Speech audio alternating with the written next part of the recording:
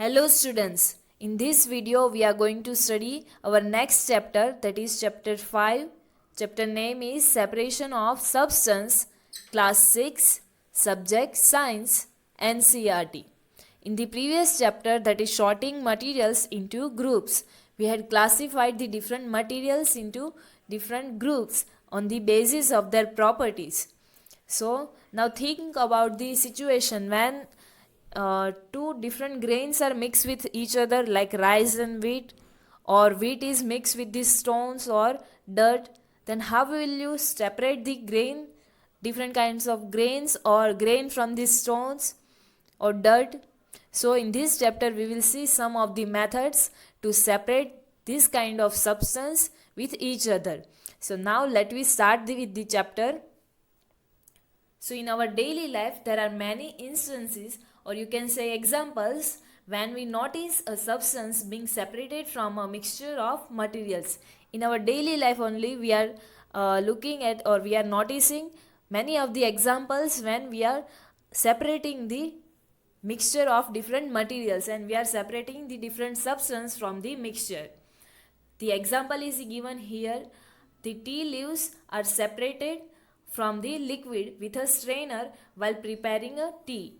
Here in the figure as it is shown to you, that from this teapot we are separating tea leaves from the tea by the use of strainer. This is the strainer, and with the help of strainer we are separating tea leaves from this mixture or from the liquid, and then after we are drinking this tea.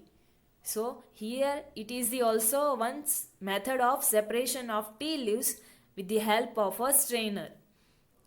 Same as that, the another example is also given to you, that is grain is separated from stalks while harvesting. That means while picking the grains we are separating the grains from the stalks, that means stem or shoot. So we are separating grains from the stalks, that means stem or shoots. So this is also a separation method, or we are separating the substance from different kinds of substance, that is stalks and grain. The another example is also given to you, that is milk or curd is churned to separate the butter. Churn, that means we are shaking the milk or curd in the churner to separate or to get the butter or buttermilk. Here it is shown to you the process in which we are churning or shaking the curd in the churner to get the butter or buttermilk. So to get butter we are churning the curd, and at the end we are getting butter and buttermilk. So this is also the process of separation of substance. And as in the chapter 3 we had learned, we gin cotton to separate its seeds from the fiber. We separate the cotton from the cotton bolls, and we had separated the seeds from the cotton fibers. So at the end we got the seeds and fiber, cotton fiber. So these are some of the examples that we are noticing in our daily lives, that is separation of substance. The example we had seen is, first example we had seen, we are separating tea leaves from the liquid, and then after we are drinking the tea. The next example we had seen, we are separating grains from the stalks while harvesting process, and we are churning curd or milk to get the butter. Then after, in the previous chapter we had seen we are separating cotton seeds and cotton fibers from the cotton bolls. So these all are the separation methods of different kinds of substance. Now let me move further. Perhaps you might have eaten salted dalia or poha, and if you found that it had a chili in it, then what will you do? Dalia is a kind of dish which is made from the cereals like break grains or brock wheats. So if it is salted, then you eat it easily, but if you find the chili in these dishes, then you may have carefully taken them out before eating. You will remove the chili before eating it. So how will you remove this chili? So by picking that chili and by putting that out, you will eat these dishes. So now suppose you are given a basket containing mangoes and guavas and asked to separate them. Then how will you separate this kind of items? What will you do? So you will pick out one kind and place them in a separate container or a separate basket, right? So in the two different basket you will get these two different fruits. So it seems easy because it is the bigger in size. Guava and mangoes are bigger in size, so you can easily separate this kind of fruits or this kind of items. So seems easy, but what if the material we want to separate are much smaller than these mangoes and guava? So now imagine you are given a glass of sand with salt mixed in it. If you were given a glass in which the sand is mixed with the salt, now how will you separate this sand and salt? So impossible even to think of separating salt from this mixture by picking out grains of sand by hand. If you are thinking that you will pick out the grains or the particles of sand from this mixture, then it would seem like impossible. So now what we will do? So for this we will see some of the methods to separate the substance. But before that, Paheli has want to say something, but why would we need to separate substance like this at all is what Paheli wants to know. She wants to know that why we are separating this kind of substance. So for that, one activity is given here. So in this activity, in column 1 of table 5.1, next table is given to you. In that first column, it is given to you some processes of separation, some methods of separation, and the purpose of separation, and the way separated components are used is mentioned in column 2 and 3. In the next column, why we are separating this kind of material or this kind of substance, that is reason is given to you. And in the column 3, how we are using these separated components, that is given to you. So but the information given in the table 2 and column 2 and column 3 are jumbled up, and you have to match these items. So let me see. Here table is given to you. Why do we separate substance? So here in the first column, the separation process is given to you. In the next column, the purpose for which we do the separation, why we are doing or why we are separating this substance, that is given to you. And in the last column, what do we do with these separated components, how we are utilizing or using these separated components, that is given to you. Here in column 2 and column 3, some of the rows are jumbled, so we have to arrange them.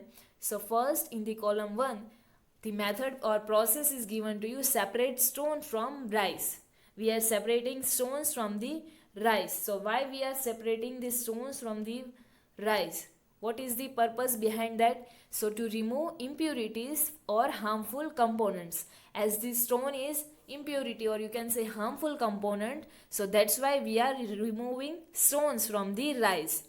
Now after this process of separation, what we will get as the components or substance? So we will get stones and rice.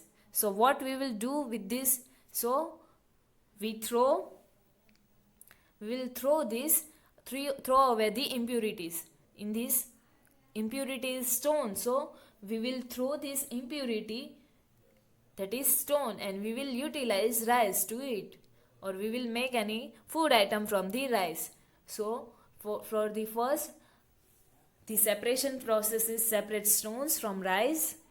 The purpose behind that is to remove impurities or harmful components, and at the end what we are getting, we will throw away the impurities, that is stones.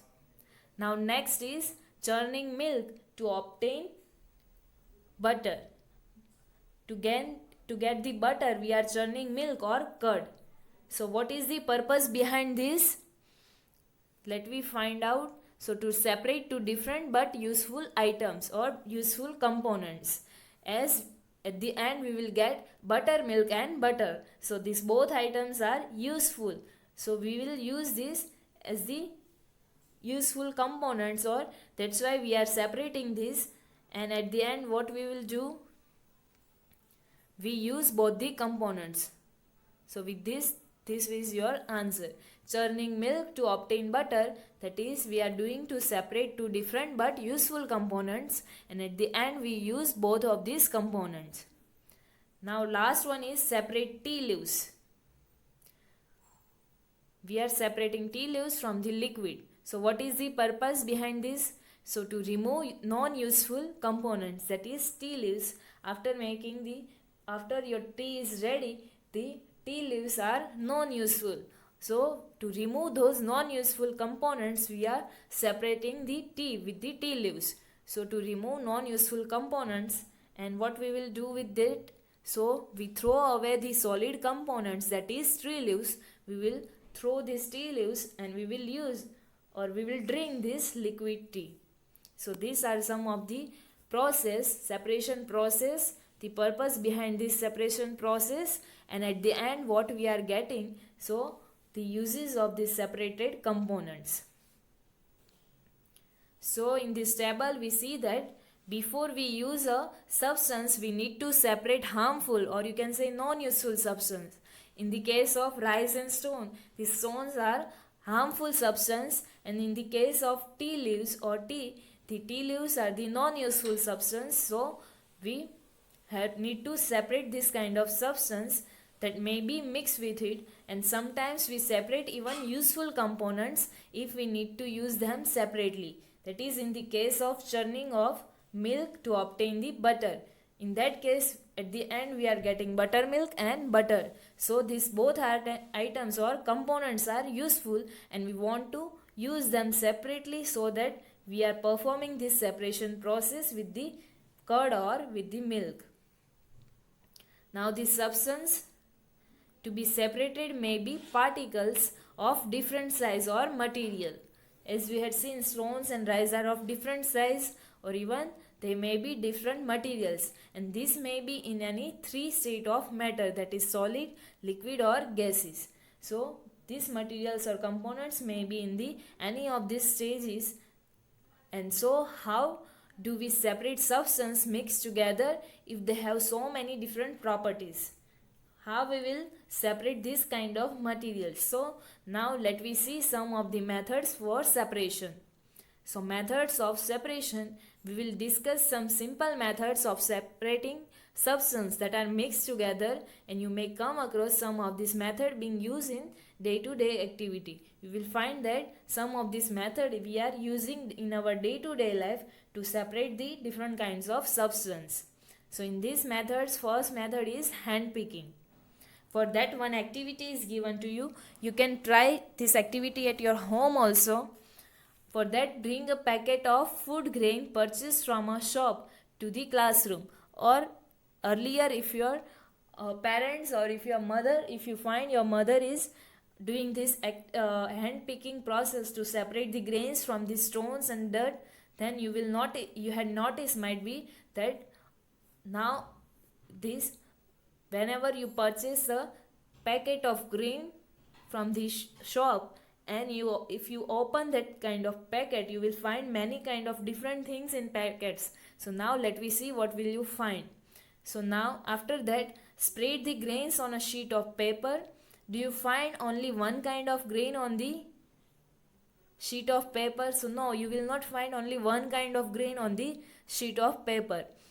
Are there any pieces of stone, husk, that means shell or covering of the grains, or broken grain and particles of any other grain in it? Now you have to, if you will find this, then you have to remove with your hand the pieces of stone, husk and other grains from it.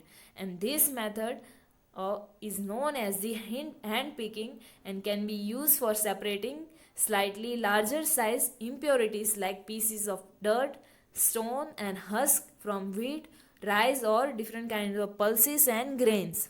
So after this activity, you will notice that the method of hand picking can be used for separating impurities like pieces of dirt, stone and husk from the grain, and you will conclude that unwanted materials from the grains can be separated by the method of this hand picking. And the quantity of such impurities is usually not very large, And while performing this activity or while this method of separation, you will find that the quantity or the amount of impurities, that is stones, dirt, is not very large as compared to the grains. And in such situation we find this hand picking method is convenient or easy method for separating substance.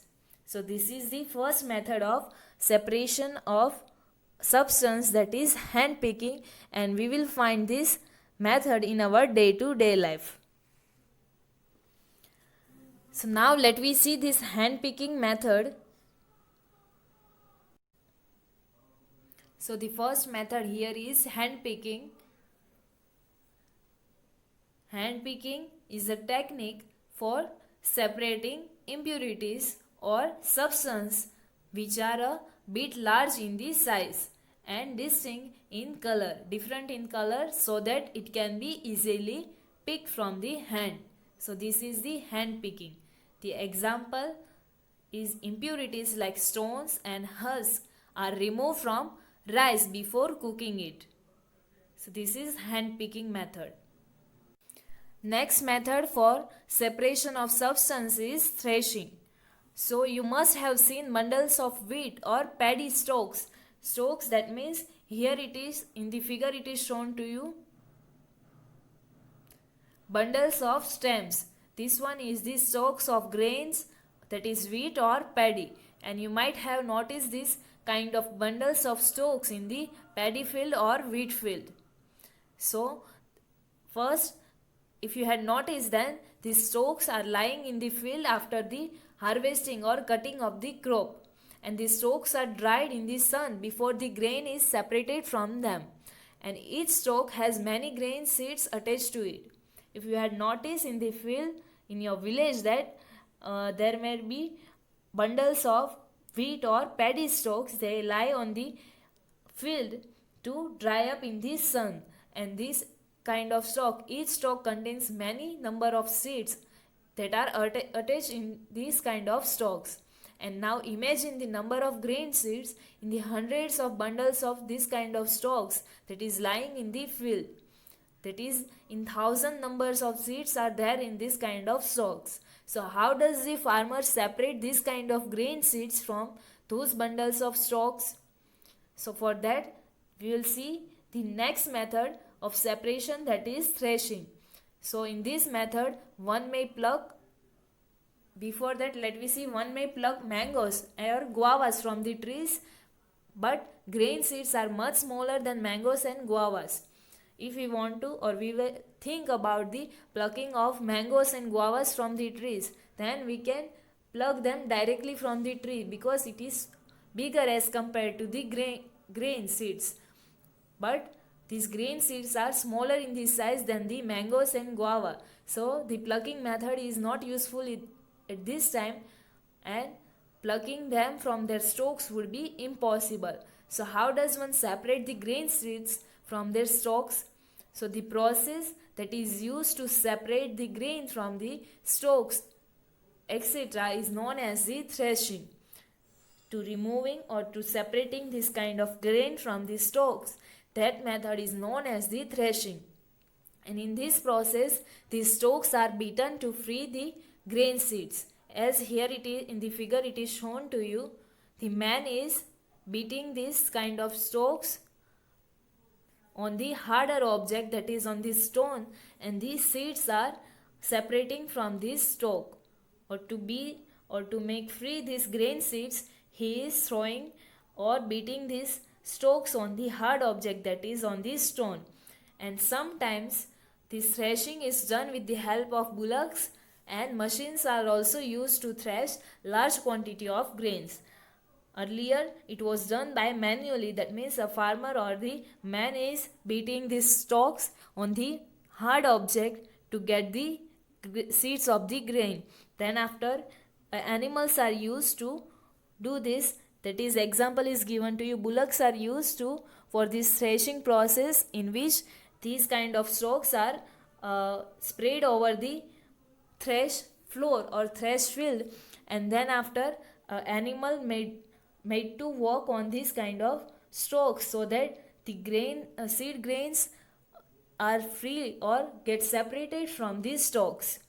And nowadays machines are also available, or machines are used to for this process, threshing process, in which the person has to load this kind of stalks from the one side, and on the another side you will get the seeds or grain seeds separately, and in the other corner you will get this husk, stalks and unused or wasted part from the another end.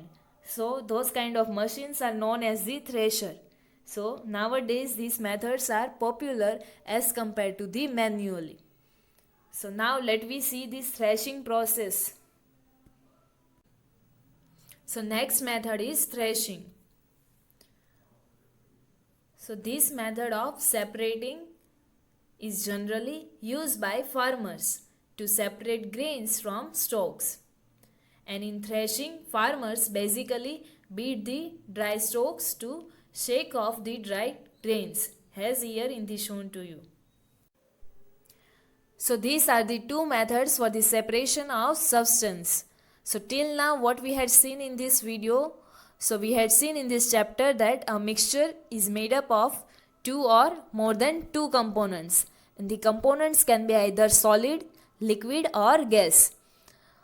Then we had seen about the separation. So the process of separating components of a mixture or from the mixture is called the separation.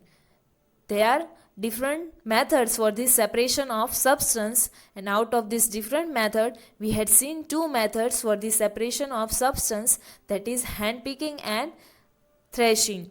In hand picking we had seen this method of separation is used to separate slightly larger size impurity like pieces of stone, husk and other grains. And in the threshing we had seen to separate the seed grains from the stalks.